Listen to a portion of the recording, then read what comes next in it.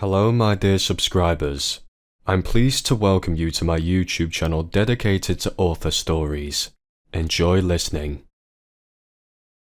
In the Clark family, Anna was the youngest child. There were 5 of them, all girls. Their mother, Mrs. Laura, always dreamed of giving birth to a son for her husband, but unfortunately, only girls were born. I did everything, listened to everyone, but it's all in vain. Look, there are 5 girls running around the yard. I would have tried again, of course, but the doctors forbade it. And my husband doesn't want anything anymore. He says, let's raise these girls and give them an education. Laura complained to her neighbor Zara. But you have helpers growing up. Look, your eldest will finish school soon, go to college, get an education, and by the time the others finish school too. Anna is still little, but before you know it, she'll grow up. Yes, when will that be? It's hard right now. I also want to go to work. My husband can't handle it alone. I've seen what's happening in the stores. Prices are skyrocketing, but salaries aren't increasing. Well, they did increase the salary. My Ben recently brought it home, and I was ecstatic with happiness. They even gave them a bonus because they exceeded the production target at the factory. So your husband should have brought home some money too. Wait, when did he bring it home to you? Laura, seriously, you're acting like you've come from another planet. Well, our men received their salaries 3 days ago. And mine brought it home. Then I don't understand anything. Stephen told me they didn't raise the salary and brought me the usual amount. I was disappointed, but then I thought maybe they'll raise it next month as they promised. But it turns out they already did? Well, that's what I'm saying. It seems like your Stephen is up to something. Laura looked closely at Zara, whom she had known for a long time, and saw that she wanted to say something but hesitated. Come on, Zara, spill it. I can see your eyes darting around. Just tell me what you know. If you don't say it, I'll find out anyway, but I'll be upset with you. Laura, it's not confirmed information, but people are saying that he's involved with a new coworker. She recently started working at the factory, I think as a crane operator. So, he's having an affair behind my back? Spending money on someone. Oh, I wish I could say it out loud, but with the kids around, and lying to me, huh? Laura, well, it's all not certain. Maybe they're just lying? Then where is all the money? So he didn't receive his full salary alone, right? You know what, Laura?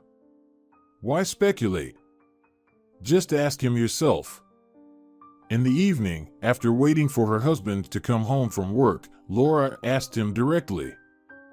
Tell me, who are you involved with? Just be honest, you know I can sense lies, and it will only make things worse for you. What's there to hide? Said Stephen, looking at his wife. I fell in love with another woman, that's all. Wait, you have a family, 5 children. You fell in love. And what about us? Did you ever think about us? I've always been thinking about you all. But I think you forgot that I'm still a man, not just someone who brings money home. Have you looked at yourself in the mirror lately? You've become as fat as a pig. You've surrounded yourself with children like a hen and you do nothing. The girls do all the household chores, they're already grown up. Anna can go to daycare, go and work yourself. But no, you're a mother, you're not allowed. Well, I'm tired of it, I'm leaving you. I'll pay child support as required, and I think you can take care of yourself. You won't starve, after all, you've accumulated so much fat. Laura looked at her husband in astonishment. Stephen was always very calm, you would never hear a word too many from him, and now this. Stephen, please understand, I just thought that everything was fine with you. You never said anything, you were silent. I know, I'm to blame for being silent. I just thought that maybe that's how it should be. That the children would grow up and we wouldn't get any younger. But as it turns out, I'm still capable of love, and I want to be loved too. Well, what about me? You won't leave me, right? Stephen silently turned and left the house. Laura slumped into a chair and started crying. Anna had heard the whole conversation. She didn't quite understand what was being said, but she felt very sorry for her mom. Mom, please don't cry. Please don't. Oh, just leave me alone. I feel sick even without you. When will you grow up already? I'm fed up with everything. Anna timidly moved away from her mother but didn't leave. She simply stood silently nearby. Stephen packed his things and left. He believed that there was nothing more to talk about with his wife. And what else could be said? He had fallen in love like a little boy, and he couldn't even stand to look at Laura anymore. The house was quiet. The girls still couldn't believe that their father had left them. Their mom had gone out somewhere and had been gone for over an hour. Betty, what do you think Mom will do now? How should I know? Maybe she'll find a job. After all, Anna isn't so little anymore, she can stay at home alone. Yeah, that's right. We study in the morning, and Nora studies in the afternoon. So everything's fine, we'll keep an eye on her. Anna listened to her sister's conversation while thinking about where her mom could be. After all, it was autumn outside, cold, and her mom had left wearing just a thin blouse. Putting on her jacket, Anna went outside. It was getting dark, a dog was barking somewhere, and she could hear neighbors arguing. She walked along the fence, and then she noticed someone in the distance. She approached closer and saw Laura sitting on the ground, leaning against the fence, and snoring. The smell of alcohol emanated from her. Anna knew that her dad would sometimes drink on holidays, and he would smell just the same. Mommy, let's go home. It's cold to sleep here. Laura muttered something, but still didn't wake up. Anna wanted to call her sisters, but she was afraid to leave her mom like that.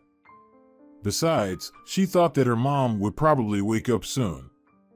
So she sat down next to her, snuggling close, thinking it would keep them warmer. It grew even darker, and a light drizzle started. With its gentle rustling, it seemed to lull them, and Anna didn't notice when she fell asleep. She woke up from the cold, looked around, and didn't see anyone. Her mom wasn't there. Jumping up, Anna headed home. Her legs wouldn't listen, they were swollen and frozen. She entered the house and approached the stove. It was quiet, everyone must have been asleep. Anna wasn't surprised that no one had been looking for her. They usually forgot about her most of the time. But why did her mom not wake her up and leave on her own? She couldn't find an answer to that question. After warming up a bit, she stood up and went to her mother's room. Her mom lay across the bed without even undressing. Anna sighed and went to her own room to lie down on her bed. She didn't feel like undressing either and simply took off her jacket and dove under the covers. No matter how hard she tried, she couldn't warm up. She began to shiver, and she drifted off to sleep only towards dawn. Strange dreams filled her sleep. Anna was awakened by cold hands touching and turning her. It was unpleasant, and she whimpered. SHH, SHH, little one. I'll examine you gently, and you mustn't cry. Opening her eyes, Anna saw a young woman in a white coat. The light painfully stung her eyes, and she closed them again. The woman examined her, then turned to Laura and said, "She needs to be taken to the hospital urgently. I'm afraid she has pneumonia. How did you manage to get the child so cold?" "Well, I don't know. You can't keep an eye on them all the time." How am I supposed to know where she was running around? As far as I know, you don't work anywhere. Just like you, sitting at home, you don't know what your child is up to. Well, she's not the only one I have. You see for yourself, I have 5 of them. So what? They're old enough already. Besides, I can see you're drinking. I will have to report this to the child welfare authorities, let them deal with you. And I'll take the girl with me, she urgently needs hospitalization. Anna barely remembered that moment, how she arrived at the hospital and how long she stayed there. Her mother didn't come to visit her, and neither did her sister.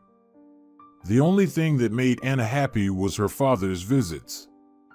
He was by her side all the time. When she started feeling better, he asked her where she could have caught such a cold. She honestly told her father, hoping he would feel sorry for her mother and return to their family. But it turned out the opposite. He jumped up, said he would be back soon, and left somewhere. He only returned in the evening, angry and thoughtful. Anna, I wanted to ask you something. Would you like to live with me? Oh, Dad, of course, you know how much I love you. And my sisters will live with you too, right? No, kitten, just you and me. Well, also Mrs. Lucy. We'll leave this place. What do you say? Are you okay with that? But what about Mom? And Betty, Nora, Gracie, and Sarah? They'll be sad without us. They won't come. They want to stay with their mother. The child welfare authorities are handling them now. But the girls are firmly on Mom's side. They say she's good and takes care of them. If they come to you, you must tell them everything you told me. Okay? No, Dad. I don't want to, I can't. I can't let them blame Mom. She was just feeling bad, that's why she did what she did. Her father looked at his daughter and almost cried. Because of her mother, she almost died, and yet she tries to protect her. Her father took Anna from the hospital to live with him. Anna didn't understand why she couldn't see her sisters and her mother. But she understood that they probably didn't want to see her. Mrs. Lucy, why doesn't Mom come to see me? Is she mad at me? Well, Anna, there was recently a court hearing, and your father wanted them to leave you with him. As it turned out, your mother didn't mind, so now you'll stay with your father. And your mother, most likely, didn't love you very much. Because, in my opinion, a good mother should fight for her child. Soon they moved from the settlement where they lived to the city. It turns out that her father had been invited to work at a huge factory for a long time because he was an excellent specialist. Upon arrival, they were immediately given an apartment that Anna really liked. Moreover, she now had her own room with a door. And when she played there, she felt like she was in a fairy tale. And the door separated her from the real world. After the incident of Anna ending up in the hospital, she would fall seriously ill every autumn and spring. Her father didn't have time, so Mrs. Lucy would take her to the hospitals. I would have torn your mother apart with my bare hands, honestly. Well, is that what a mother does, getting her child so sick? Poor girl. It's good if everything turns out fine. But what if it doesn't? Mrs. Lucy, what are you talking about? What won't turn out fine? Well, you're still too young to know about such things, and I can't explain it to you yet. By the way, you're starting school this year, didn't you forget? No, I really want to learn. And will you enroll me in that school that we can see from our house? Of course, Anna. You'll study near our home. Anna loved studying. She was an excellent student. Her father proudly told his colleagues about his daughter, who was so smart. The only problem was that Anna continued to get sick very often. Let's take Anna to the seaside during the summer. The doctors say it would be beneficial for her since her whole body is weak from all the colds. I still can't imagine how it could have happened. But I know perfectly well. Anna told me everything that happened when she was in the hospital. And her father told Lucy the whole story. How dreadful. I couldn't understand it at all before. How could something like this happen? Well, now everything is clear. I'll inform the doctors because they keep asking me, and I don't know what to tell them.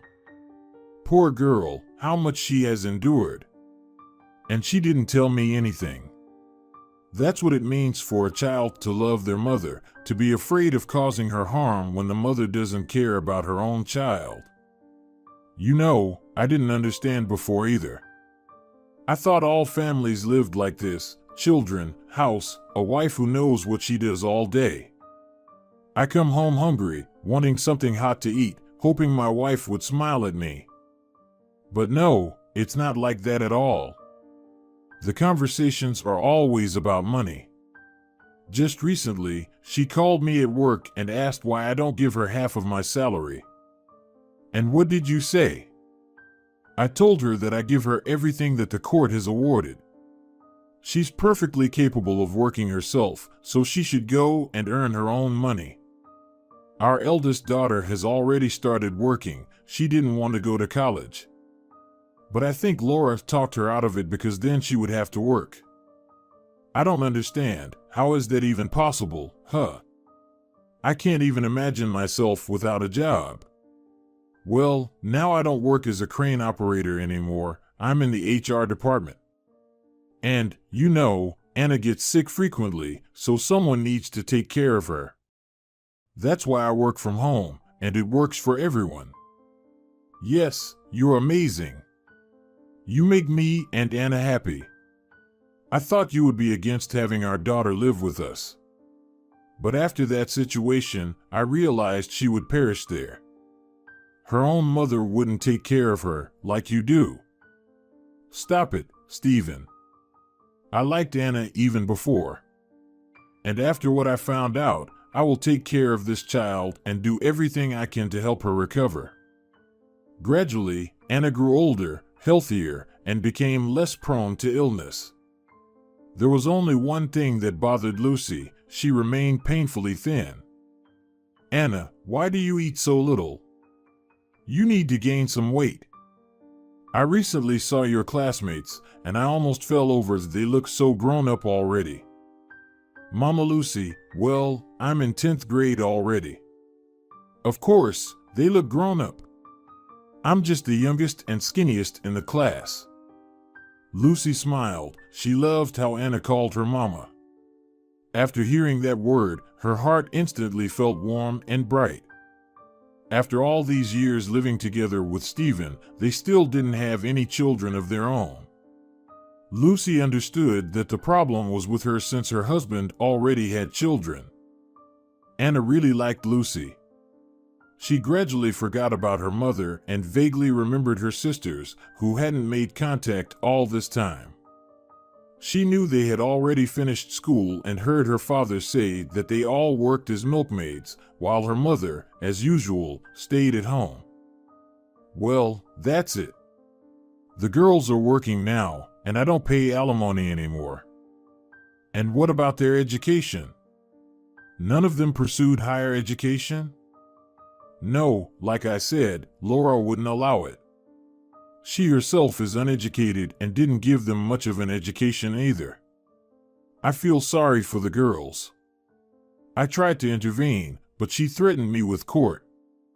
Well, at least they're working. But we'll educate Anna, she's smart. Do you know what she wants to study? She hasn't told me anything yet. I know she plans to apply to the law school. Well, isn't that something?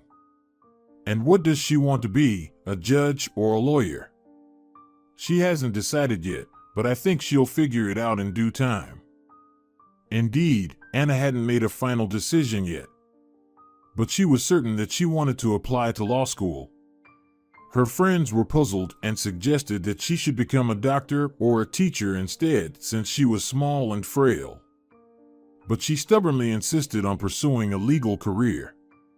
She believed that strength didn't lie in physical size, but in one's mind. She spoke about it with her friends, who didn't argue and were amazed that each of them envied this unassuming girl. They couldn't explain it themselves. It was simply because Anna knew how to be a good friend, keep others' secrets, reconcile those who quarreled, and explain things when someone was wrong. After graduating from high school, Anna easily got accepted into college. Lucy organized a dinner to celebrate this milestone. Anna liked the friendship they had. She tried not to think about her mother anymore, although deep down she felt a slight resentment. But she had forgiven her a long time ago and let go of any grudges. Even back in school, she had tried to reach out to her sisters to let them know that she remembered them and loved them. But she never received any response. During her third year of college, Anna met Oliver, who was a year older. He was just as much of a nerd as she was, and they found each other fascinating. They quickly found common topics to discuss. Oliver started coming over to their house often, and Anna could see that her mom, Lucy, treated him very well. "Why do you call Lucy Mom instead of just Mom?" "At first, I thought I misheard, but now I understand it's intentional." "Why is that?" "She's not my biological mother. She's my father's second wife." "I would never have guessed." "She treats you like her own." "That's rare these days." "I love her very much too. I vaguely remember my biological mother, but she didn't love us." "I'm sure of that now." "Maybe you're mistaken. After all, you said there were 5 of you. A woman who doesn't love children wouldn't have had so many." "No, you're mistaken. She did it all for the money. At that time, there were benefits for large families, and they had a nice house. So, she made an effort. My father said they initially lived in an apartment, but when they started having children, the factory gave them a big house, and that's where I was born." "How did it happen that you stayed with your father?" "It's a long story, and it's very unpleasant for me. Honestly, I don't want to talk about it right now. Maybe someday I'll tell you, although it's unlikely. The most important thing is that I'm very happy, and besides, we have a wonderful family. You didn't even realize that my mom isn't my biological mother." "That's for sure. It's different in my family. I'm a latecomer. My parents couldn't have children for a long time. And then I was born. They should be happy, but my father started suspecting my mom that I'm not his biological child and that she cheated on him. Now they're sorting things out. Honestly, I'm tired of it all. I feel for you. It's tough when parents argue." The summer flew by quickly. Anna went to visit Lucy's longtime acquaintance, with whom they had studied together. Then they went their separate ways. "So many years have passed, Lucy Mom, and you're still friends." This coming from someone who still keeps in touch with her friends? "Weren't you the one who always told me that female friendship can be very strong?" "Yes, I remember. But I thought it's easier when you live in the same city, unlike you two. Yet, you still communicate. Vanessa and I have been together since school. She has helped me so many times, and I've tried to help her when she needed it. By the way, do you still talk to Oliver, or is your friendship over?" "We still talk. He also went away with his parents for the whole summer. They have to do some repairs at their grandmother's house. He told me about it." "Anna, I wanted to ask you, do you at least like him a little?" "Well, I mean not just as a friend, but as a boyfriend." "Lucy Mom, what kind of questions are these?" "Well, you're a grown-up girl, studying in your 4th year. Aren't there any guys you like?" "I don't know, Oliver and I are always together, but he's just my friend." And besides, who would look at me like that, small and skinny? You're wrong, you're a very beautiful girl. Besides, you're like a statuette, slender and very beautiful. Really? I thought guys liked long-legged beauties. Anna and Oliver started seeing each other less frequently. It was his final year, and he was preparing for his thesis defense. During this time, Anna tried to meet up with her friends, who constantly called her and complained that she wasn't paying them any attention. Anna, we have one more year of studying left, and then it's all adult life. By the way, do you have any plans to get married? Well, that's not funny at all, Amanda. You know very well that I don't. I'm not joking. You should take a look at yourself in the mirror. Yes, we've been walking through the park for so long, and all the guys are looking at you, but you don't even notice. Honestly, you're turning from an ugly duckling into a beautiful swan. Anna paid no attention to her friend's words. She had no plans to get married for now. Besides, her father recently met his former comrade-in-arms, with whom he served in the military. He was a bank director, quite well off and business-oriented. They got talking, and her father told his friend that his daughter was already in her 5th year of studying law. Listen, I actually need a lawyer. We have one, but he's busy with other matters. So I need another one who will specifically help me. Someone who understands everything, knows the laws. Right now, it's impossible to make a proper deal. There are always some hidden pitfalls. It's risky. She was thrilled when she heard her father's story and that she was being hired at the bank. Listen, Anna, we urgently need to change your wardrobe, Lucy said when she heard her father's story. Your shirts and jeans won't do. All right. Let's just get one suit for now, and then we'll completely refresh your wardrobe with the first paycheck. You know, Mom, I've been relying on you for so long already. I want to start contributing my share too. Anna was at the bank for the first time, so to speak, from the other side. The director scrutinized Stephen's daughter and said, "You're quite young and petite. I'm not sure if I should hire you or not." Well, that's great, Mr. Nicholas. No one would ever think that I understand anything. And when people are relaxed, thinking I don't understand a thing, it will be easier for us to catch them in deceit. Mr. Nicholas burst into laughter upon hearing such words from such a petite girl. Exactly, we'll appear together, and everyone will think you're just another airhead mistress of mine. They won't pay any attention to you. Meanwhile, you should thoroughly check everything, review all the documents I'll be signing. You need to study them well. Don't worry, Mr. Nicholas, everything will be done as it should. Here it is, 6 months have passed since Anna started working at the bank. The director adores her. Well, no wonder. She has saved him from so many questionable deals. Some of them seemed completely legal and legitimate at first glance, but not so fast. Stephen, you don't have a daughter, you have a guardian angel. What a daughter you've raised. I wasn't so lucky as my son is a good-for-nothing. He studied abroad and then decided to work there. And now, he's returning home. Says he doesn't like it there. Don't be disheartened. The most important thing is that he's alive and well. He'll learn as time goes on. Well, remember yourself at his age, what you were up to.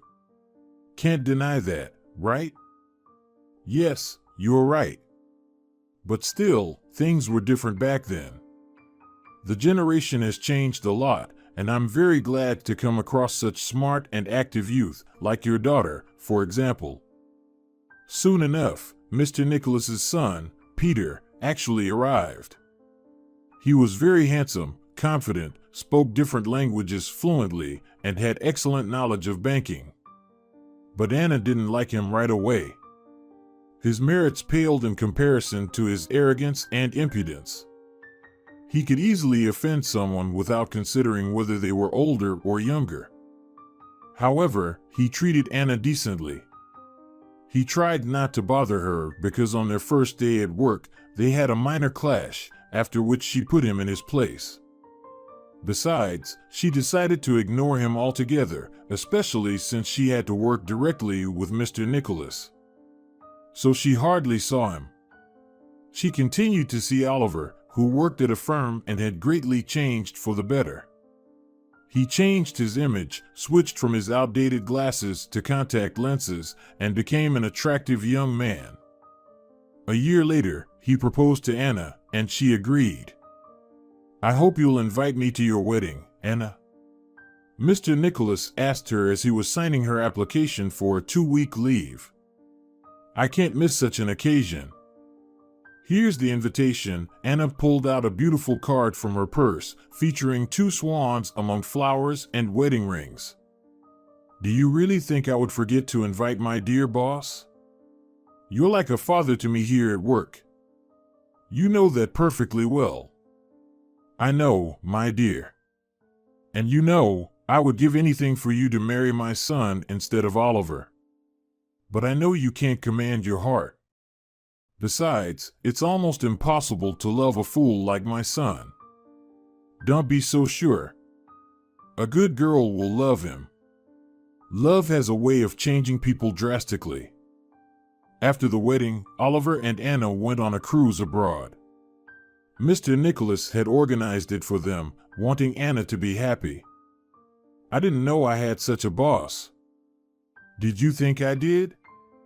Someone who doesn't care about anyone. But I see he's pretty cool, giving such gifts. Nicholas is a good guy. He's friends with my dad. He visits our home almost every day. He just didn't have luck with his son. He's so arrogant and mean." "Yes, that will pass. Although if my dad had that much money, I don't know what I'd be like. Maybe the same. It's good that your parents aren't wealthy. Otherwise, we probably wouldn't have met. Hey, Anna, could you talk to your Uncle Nicholas about me? I would also like to work with you guys." "Why not? The salary is excellent, and we could buy an apartment together. It would be easier for us there. Nicholas said he even gifted us an apartment. There's some renovation going on, though. It will be ready by the time we arrive." "Unbelievable. It feels like I've stepped into a fairy tale. And did he happen to gift us a car too?" Anna looked at Oliver, unsure if he was joking or not. But he had a serious expression. Apparently, he really wanted a car as well. "That's not possible, Oliver. I think the apartment is already too much." But Nicholas insisted. "What? Why is it too much? It's perfectly fine. When people have that kind of money, they should help their employees." Upon returning from the cruise and moving into the new, luxurious apartment that seemed extravagant to Anna, she went to work. Mr. Nicholas hugged Anna and said he missed her a lot. Well, naturally, a lot of work had piled up while she was away, so she had to get right to it. "How do you like the apartment, Anna?" "It's simply magnificent, Uncle Nicholas. I still can't believe it." "It's all for you, my dear. By the way, I've put it in your name and arranged everything so that if you and Oliver ever separate, the apartment will remain yours." "Uncle Nicholas, why would you do that?" "I have no intention of parting ways." "I know, my dear, I know. And I don't want that either, but life has its surprises.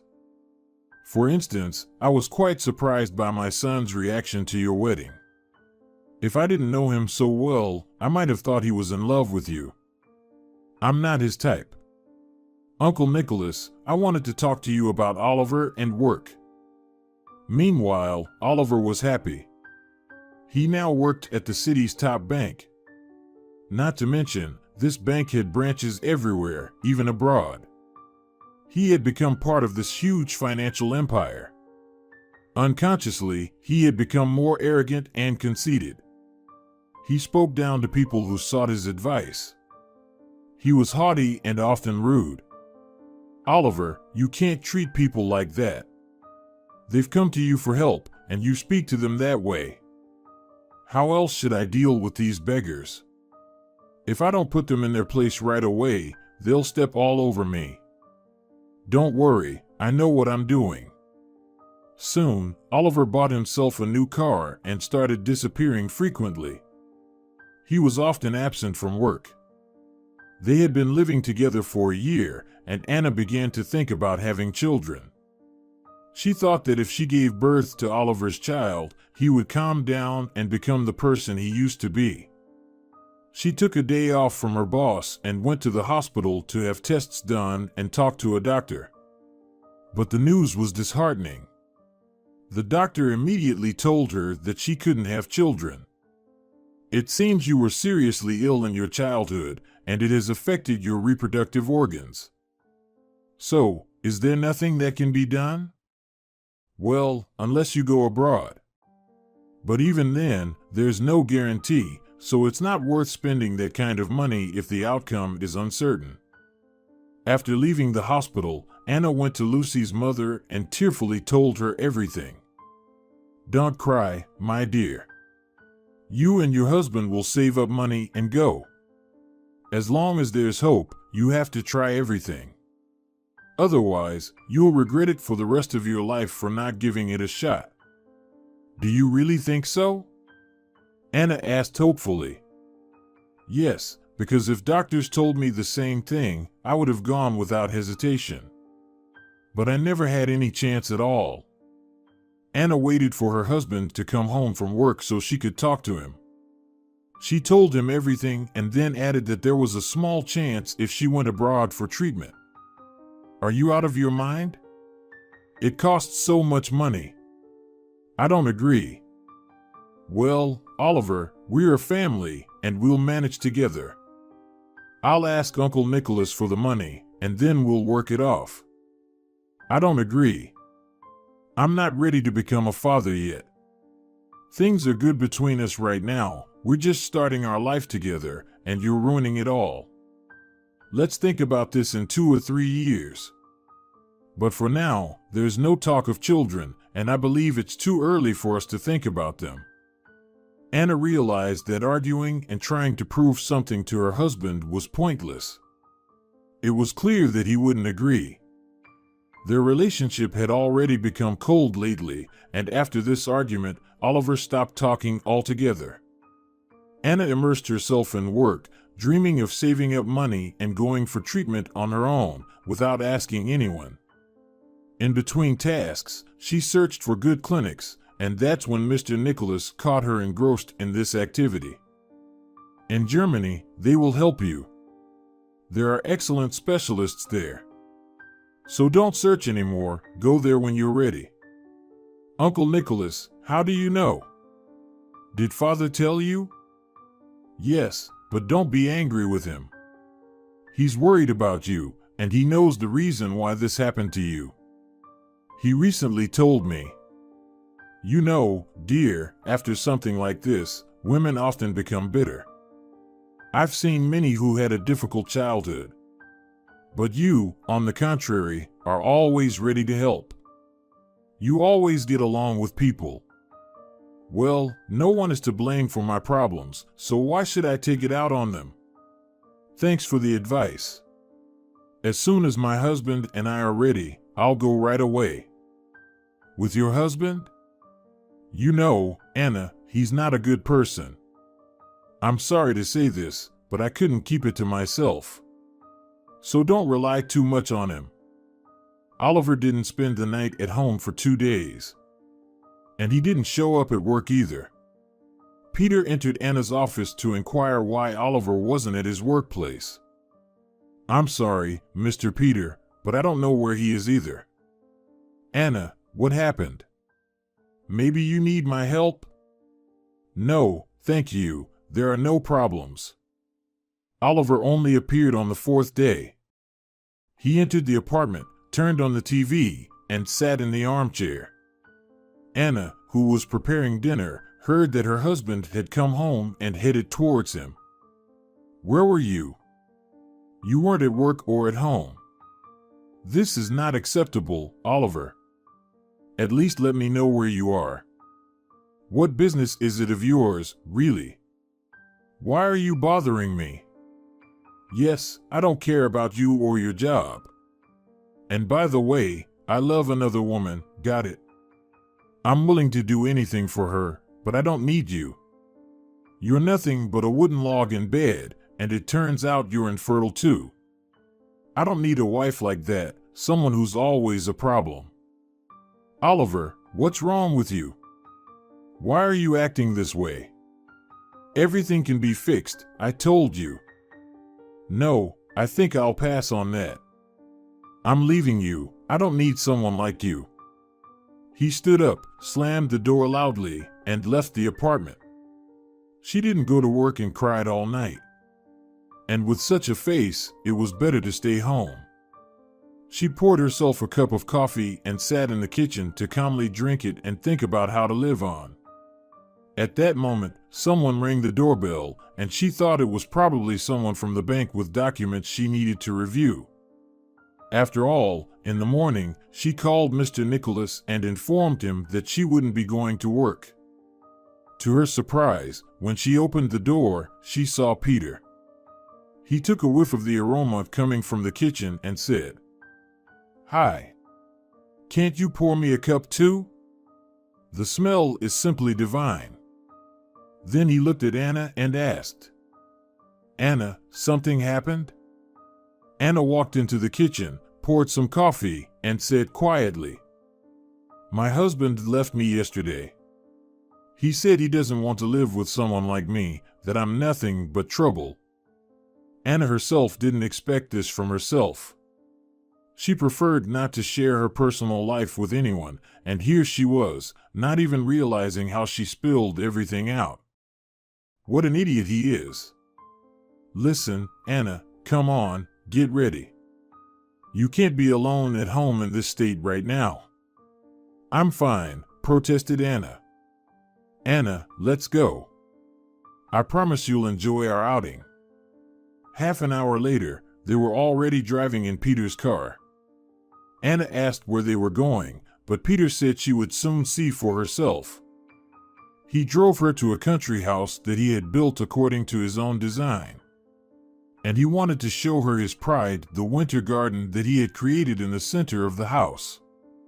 Even her father hadn't seen this wonder yet. Anna would be the first. "It's magnificent. It's like magic. Did you come up with this yourself?" "You know, I've dreamt of a house like this since childhood. My dad, of course, is angry with me for turning out this way. I had a difficult childhood. My father worked a lot, and my mother started drinking and sometimes even hit me when I asked her, for example, for something to eat or drink. When he divorced her and took me with him, I blamed him for everything. I told him he could have at least tried to save the family. And then he sent me to study abroad. And when I came back and saw you, Anna, everything changed within me. I built this house for us. I understand that you have just separated from your husband, but I'll wait because I love you very much. My dad and I have found a clinic for you. They're already waiting for you there." Anna went to work and learned that Mr. Nicholas had fired Oliver because he couldn't tolerate his attitude towards work anymore. "If you knew what he was saying to me. Like he would live just fine without it. By the way, do you know where he was disappearing all the time?" Anna shook her head negatively. "Your little husband, or rather, ex-husband now, was spending all that time at a casino with some woman. He lost everything he had, even his car. Anna divorced her husband and started dating Peter. 3 months later, he proposed to her. And she accepted. Anna's parents and Mr. Nicholas were very happy about it. Peter said that after the wedding, they would immediately go for treatment. I'll go with my wife. I'm afraid someone might steal her there. Anna was getting ready for the trip and packing her things. Peter went to his father's workplace to take care of some matters. She was very happy. She could see that her husband loved her very much and, literally, carried her on his hands. There was a ring at the door, and she went to open it. Oliver was standing on the doorstep, but he looked so terrible that she didn't even recognize him at first. Anna, forgive me, I was wrong. I'm ready to come back and start over. Anna looked at her ex-husband, smiled, and said, No, Oliver, you'll handle everything just fine on your own. I only brought you problems. Besides, I recently remarried, and now I'm leaving the country. So, sorry, I won't be able to help you anymore. Besides, as far as I know, you're a strong person, and I have nothing to do by your side. She closed the door and continued packing her things. She had a trip to Germany ahead of her,